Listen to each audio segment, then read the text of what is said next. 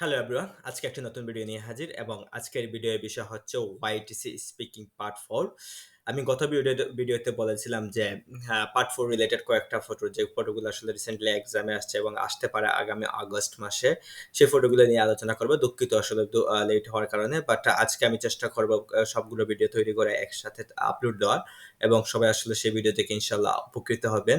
এবং অনেকে আসলে আমাকে পিডিএফ এর জন্য আসলে আবদার করছেন বা পিডিএফ এর জন্য আসলে অনুরোধ করছেন। দুঃখিত, আমি পিডিএফটা দিতে পারবো না, কারণ হচ্ছে আমি যে ইনস্টিটিউশনে কাজ করি ওদের একটা স্ট্রিক্ট রুলস অ্যান্ড রেগুলেশন আছে যে আমি কোনো এই ধরনের পিডিএফ আসলে প্রোভাইড করতে পারবো না। তাদের ইনস্টিটিউশনে আসলে এই সিক্রেট ম্যাটেরিয়ালটা থাকার জন্য জাস্ট আমি ইউটিউব ভিডিও তৈরি করতে পারবো। ইউটিউব ভিডিও থেকে যে যেমন পারেন সেভাবে আসলে এই ইনফরমেশনগুলো কালেক্ট করতে পারেন বা এই বিষয়গুলো আসলে দেখতে পারেন।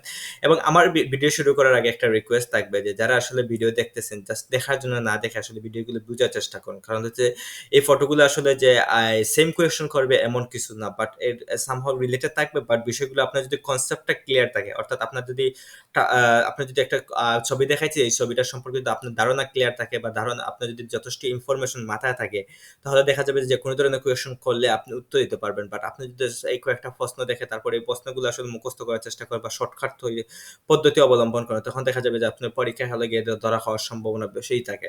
তো সেক্ষেত্রে আমার অনুরোধ রইবে যে যে ভিডিওতে দেখতেছেন সবাই আসলে ভিডিওগুলো আসলে সম্পূর্ণ দেখার এবং বোঝার চেষ্টা করা। যে ভিডিও দেখে যে আমার লাভ এমন কিছু না, আপনার সুবিধার জন্য, আপনার লাভের জন্য আমি বলতেছি। কারণ হচ্ছে আপনি যদি সম্পূর্ণ ভিডিও না দেখে জাস্ট টেনে টেনে যদি ভিডিওগুলো স্ক্রিনশট নিয়ে আপনি যদি পড়ে থাকেন, তাহলে আসলে এটাই আপনার বোকামি বা আপনার ব্যর্থতা। কারণ হচ্ছে দেখা যাবে যে আলটিমেটলি আপনি কিছুই বুঝতেছেন না। কারণ অনেক অনেক কিছু আমি ভিডিওতে বলবো, সেই বিষয়গুলো আসলে নেওয়ার চেষ্টা করবেন এবং সেই বিষয়গুলো আসলে ফলো করার চেষ্টা করবেন। বাই দ্য ওয়ে, আজকে আসলে ভিডিওটা শুরু করা যাক। এবং ভিডিওর শুরুতে আসলে আজকে আমি ১ম যে ভিডিও নিয়ে আলোচনা করব সেটা হচ্ছে ট্রাফিক জ্যাম ভিডিওটা। এবং এই ভিডিওটা আসলে খুব ফ্রিকোয়েন্টলি এবং খুব ইদানিং সবচেয়ে বেশি দিতেছে এবং ট্রাফিক জ্যাম সমস্যাটা বা ট্রাফিক জ্যাম প্রবলেম নিয়ে। সো ফটো দেখার পর আসলে অনেকের যে একটা কমন কোয়েশ্চেন, ভাই ১৫ সেকেন্ড পর কি ফটোটা সরিয়ে ফেলা হয়? আমি বারবার প্রত্যেকটা ভিডিওর শুরুতে এই কথাটা বলতেছি যে ফটোটা দেখার পর, অর্থাৎ ফটোতে আসলে কি দেখা যাচ্ছে? গাড়ি দেখা যাইতেছে, এখানে কি আর কিছু দেখা যাইতেছে?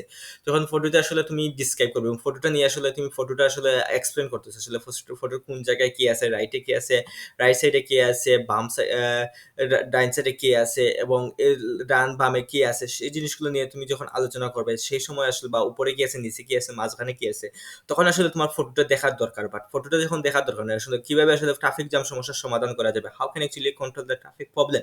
সো এই ধরনের প্রশ্ন যখন সম্মুখীন হবেন, তখনই আসলে তোমার তো ফটো দেখার সমস্যা লাগবে না। কারণ হচ্ছে তুমি ট্রাফিক জ্যাম জিনিসটা কি সেটা জানো। তো সেক্ষেত্রে আসলে তোমাকে ফটোটা সরিয়ে নেওয়া হবে।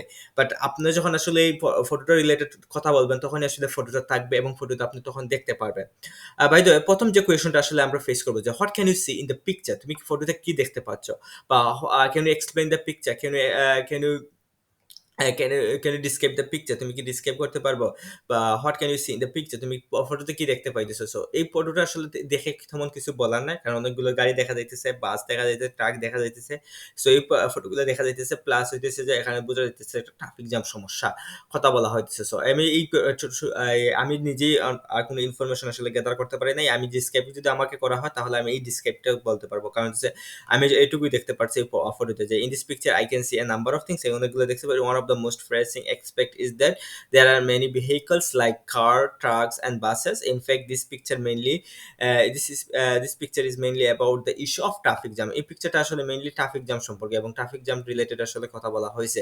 সো এখানে আসলে ট্রাফিক জ্যাম ছাড়া আসলে অতিরিক্ত কোনো বিষয় না এবং এটাই ট্রাফিক জ্যাম রিলেটেড কোয়েশ্চেন গুলো করবে। এখন যদি তুমি ট্রাফিক জ্যামের পরিবর্তিতে অন্য কিছু বলো, তাহলে অন্য কিন্তু আপনি এখন বলো যে বাস নিয়ে কথা বলে, যে পাবলিক ট্রান্সপোর্টেশন নিয়ে কথা বলো, তাহলে আসলে পাবলিক ট্রান্সপোর্টেশন নিয়ে আসলে কোয়েশ্চেন গুলো করবে। এখন যদি আপনি ট্রাফিক জ্যাম রিলেটেড কথা বলেন, তাহলে মোস্ট প্রবাবলি আপনাকে ট্রাফিক জ্যাম রিলেটেড কোয়েশ্চেন গুলো করবে এবং সেগুলোর আনসার দিতে হবে। সো আপনি যেদিকে যাবেন সেদিকে আসলে আপনার কোয়েশ্চেনটা যাবে। আপনি যেদিকে আনসার দেবেন সে রিলেটেড আসলে কোয়েশ্চেন গুলো আপনি ফেস করবেন। অর্থাৎ আপনি যদি এখন পাবলিক ট্রান্সপোর্টেশনের কথা বলেন, তাহলে আসলে পাবলিক ট্রান্সপোর্টেশন রিলেটেড কোয়েশ্চেন গুলো ফেস করবেন। আপনি যদি প্রাইভেট ভেহিকলস অর্থাৎ প্রাইভেট কারের কথা বলেন, তাহলে আসলে most probably private car related question গুলো ফেস করবেন। এখন যদি আপনি ট্রাফিক জ্যাম সমস্যাটার কথা বলেন, তাহলে আসলে ট্রাফিক জ্যাম সমস্যা রিলেটেড অর্থাৎ ট্রাফিক জ্যাম রিলেটেড কোয়েশ্চেন গুলো ফেস করবেন। সো পরবর্তী কোয়েশ্চনটা হইতেছে যে why the issue of traffic jam arise? আসলে এই সমস্যাটা আসলে কেন উৎপন্ন হয় বা কেন আসলে এই জিনিসটার উৎপত্তি হয়? অনেকগুলো রিজন আছে। যে প্রথম রিজন হইতে যে রাস্তাঘাটে অনেক ভেহিকলস, অর্থাৎ আমাদের রাস্তার সাইজের তুলনায়, অর্থাৎ রাস্তার যে সংখ্যক, অর্থাৎ রাস্তায় যদি 20টা গাড়ি চলাচল করতে পারে, সেই জায়গায় আসলে আমরা 30টা বা 40টার মতো গাড়ি আছে বাংলাদেশে বা অন্যান্য যেকোনো দেশে। এর জন্য আসলে ট্রাফিক জ্যাম, অর্থাৎ রাস্তার তুলনায়, অর্থাৎ রাস্তার ক্যাপাসিটির তুলনায় গাড়ির সংখ্যা যদি বেশি হয় তখন আসলে ট্রাফিক জ্যাম। সেকেন্ড হচ্ছে গিয়ে অনেকে আসলে রুলটা মেনে চলে না, অর্থাৎ রুল না মেনে চলে না, অর্থাৎ ট্রাফিক রুলস গুলো বা রেগুলেশন গুলো মেনে চলে না। অর্থাৎ দেখা যায় যে লেফট সাইডে যাওয়ার কথা বললে বা লেফট সাইডে আসলে চলার কথা বললে অনেকে আসলে ডাইন সাইডে চলতেছে। সো গাড়িগুলা টার্নিং যে সময় করা দরকার সেই জায়গাটা করতেছে না। অর্থাৎ রাস্তার মাঝখানে টার্নিংটা করতেছে বা ব্রেক করতেছে। সো তারপর হচ্ছে যে ড্রাইভারগুলো আসলে দক্ষ না। অর্থাৎ অদক্ষ ড্রাইভারের কারণে অনেক সময় দেখা যায় যে ট্রাফিক জ্যাম সমস্যাটা উৎপন্ন হয়েছে। আমি জাস্ট এখানে একটা রিজন বলছি যে the main cause of traffic jam is increase the number of vehicles and number of roads are almost same, অর্থাৎ রোড এবং ভেহিকলের সংখ্যা প্রায় সমান, এজন্য আসলে ট্রাফিক প্রবলেমটা উৎপন্ন হয়েছে। আপনি চাইলে অনেক কিছু বলতে পারেন যে traffic rules and regulation maintain করা হচ্ছে না, বা ট্রাফিক রুলস এন্ড রেগুলেশন গুলো আসলে যে ড্রাইভাররা মেনে চলতেছে না। তারপর দেখা যাইতেছে যে মোস্ট অফ অনেকের আসলে প্রপার নলেজ নাই, ট্রাফিক জাম বা ট্রাফিক রিলেটেড কোনো নলেজ নাই বা কোনো ধরনের জ্ঞান নাই। অনেক ড্রাইভারই আসলে আন্ডার 18, অর্থাৎ 18 বছরের নিচে, তারা আসলে ট্রাফিক রুলগুলো আসলে অতটা বদারক করে না। সো সেজন্য আসলে ট্রাফিক প্রবলেমটা আসলে ফেস করে বা ট্রাফিক প্রবলেমটা আসলে উৎপত্তি হয়। সো আপনি আপনার মতো করে বলতে পারেন যে আইডিয়াটা নেওয়া দরকার, সেই আইডিয়াগুলো নিয়ে যাবেন এবং সেই অনুযায়ী আপনার কথা বলবেন। সো এখানে আমি জাস্ট সিম্পলি একটা রিজন বলছি। তারপর what are the problems caused by traffic jam. Traffic জ্যামের কারণে কোন সমস্যাটা উৎপত্তি হয়, অর্থাৎ ট্রাফিক জ্যাম তো একটা সমস্যা, এই সমস্যাটা আবার আর কোন সমস্যার সাথে সম্পৃক্ত, বা এই সমস্যাটা আবার কোন সমস্যার উৎপত্তি ঘটায়।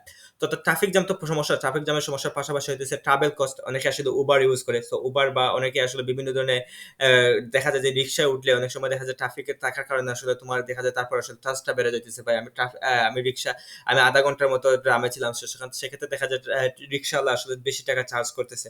বা আপনি যদি উবারে যান, তাহলে উবারে দেখা যায় যে অনেক সময় যদি জ্যামে আটকে যান তখন আসলে আপনার বিলটা বেড়ে দিতেছে। তারপর ট্রাভেল টাইমটা সবচেয়ে বড় জিনিস, যে ট্রাভেল টাইম আপনি যদি ১০ মিনিটের জায়গায় আমবাখানা থেকে বন্দর যাইতে আপনি যেখানে ১৫ মিনিট বা ২০ মিনিট লাগে, সেই জায়গায় আসলে ট্রাফিক জ্যাম থাকলে আপনাকে আধা ঘন্টা বা ১ ঘন্টার মতো সময় যেতে পারে। সো অনেকে আসলে অফিসে বা অনেকে আসলে স্কুলে বা কলেজে আসলে বা ইউনিভার্সিটিতে পৌঁছাতে অনেক সময় চলে যায়। তারপর মোবিলিটি, অর্থাৎ এক জায়গা থেকে আমরা অন্য জায়গায় সহজে প্রবেশ করতে, বা অ্যাক্সেসিবিলিটিটা নাই, প্রোডাক্টিভিটিটা কমে যাইতেছে, যে অনেকে আসলে ক্লান্ত হয়ে যায়। ট্রাফিক জ্যামে আসলে বসতে অনেকে ক্লান্ত হয়ে যায়। তারপর অফিসে গিয়ে বা ক্লাসে গিয়ে আসলে সেভাবে মনোযোগটা দিতে পারে না কাজের ক্ষেত্রে বা পড়াশোনার ক্ষেত্রে। সেই জিনিসগুলো আসলে খুব বেশি ইমপ্যাক্ট ফেলে প্রোডাক্টিভিটির ক্ষেত্রে।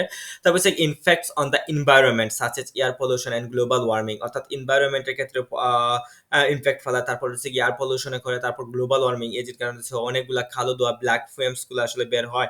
ট্রাফিকে থাকলে আসলে অনেক সময় দেখা যায় যে ড্রাইভাররা আসলে স্টার্ট অন করে রাখে, তারপর হচ্ছে দেখা যায় যে এই যে বার্ন হচ্ছে যে অয়েল বা যে পেট্রোল বার্ন হওয়ার কারণে আসলে, বা গ্যাস বার্ন হওয়ার কারণে, পুরার কারণে আসলে কি হইতেছে যে এই কালো ধোঁয়ার উৎপত্তি বা বিভিন্ন ধরনের গ্যাস, টক্সিক গ্যাসগুলো উৎপত্তি হয়েছে, এবং সেগুলো আসলে এনভায়রনমেন্টের জন্য খুবই ডেট্রিমেন্টাল। তারপর হচ্ছে how do we solve traffic problems explains. Traffic প্রবলেমটা আসলে কিভাবে সলভ করা যায়, অর্থাৎ ট্রাফিক প্রবলেম তো সমস্যা আছে, সো সমস্যাটা আসলে কিভাবে সমস্যা করা যায়। Best way to solve traffic jam is by using public transport because it will be efficient, economical and reliable. So public ট্রান্সপোর্টেশনটা ইউজ করে আসলে এই আমরা কি করতে পারি যে সমস্যাটার সমাধান করতে পারি। সো সমস্যাটার সমাধান, এখন পরবর্তী কোয়েশনটা আমি যেটা লিখি নাই। সো এই সমস্যা হচ্ছে যে কিভাবে আসলে পাবলিক ট্রান্সপোর্টেশনটা কিভাবে আসলে এটার সমাধান। সো পাবলিক ট্রান্সপোর্টেশন ছাড়া অন্য কোনো জিনিসের সমাধান না কেন? পাবলিক ট্রান্সপোর্টেশনটার সমাধান হইতেছে এই কারণে যে পাবলিক ট্রান্সপোর্টেশনে আসলে আমরা একসাথে অনেকজন মানুষ, অর্থাৎ a huge number of people can carry or can transport one place to another place। যে জিনিস এখানে আসলে তুমি 10টা প্রাইভেট কারে আমরা যেখানে আসলে 20 জন বা 25 জন বা 30 জন সর্বোচ্চ ম্যাক্সিমাম, সেখানে একটা পাবলিক ট্রান্সপোর্টেশন বাস কি করতেছে, যেমন বাস বা পাবলিক ট্রান্সপোর্ট রেল বা মেট্রো রেল কি করতেছে, একসাথে আমরা 100 জন বা 50 জন বা 40 জন মানুষ যাইতেছি। সেক্ষেত্রে আসলে আমরা যে 1 লিটার পেট্রোল জ্বালিয়ে আসলে আমরা কি করতেছি যে 100 জন মানুষ যাইতে পারতেছি। বা সেক্ষেত্রে আসলে দেখা যাইতেছে 30 থেকে 40 লিটার পেট্রোল জ্বালাইতে হচ্ছে সেম অ্যামাউন্ট অফ বা সেম জায়গাগুলো যাওয়ার জন্য, বা সেম জায়গা আসলে ট্রান্সপোর্ট করার জন্য। সো এই কারণে হচ্ছে পাবলিক ট্রান্সপোর্টটা আসলে একটা সমাধান, এবং আমার কাছে লাগতেছে পাবলিক ট্রান্সপোর্টেশনটা হচ্ছে best way two resolve the problem. তারপর হচ্ছে গিয়ে পাবলিক ট্রান্সপোর্টেশনের বেনিফিটটা কি ইকোনমিক্যাল, এটা রিলায়েবল এবং কারণ হচ্ছে গিয়ে আমরা খুব কম টাকা দিতে রিলায়েবল এবং এটা এফিশিয়েন্ট, খুব কার্যকরী। How can we control traffic jam? অর্থাৎ কন্ট্রোল এবং সলভ প্রায় সমূলার। অর্থাৎ কন্ট্রোল হইতেছে কিভাবে আসলে আমি সমস্যাটা আসলে একটু কমানো যায়। যে বর্তমানে এক অবস্থা আছে তারপর এটা কমানো যায় কিভাবে? তো আমার কথা হইতেছে পাবলিক ট্রান্সপোর্টেশনটাই হইতেছে এটা কন্ট্রোল করার জন্য best option. But how do traffic problems effect people? People কিভাবে এফেক্ট করে?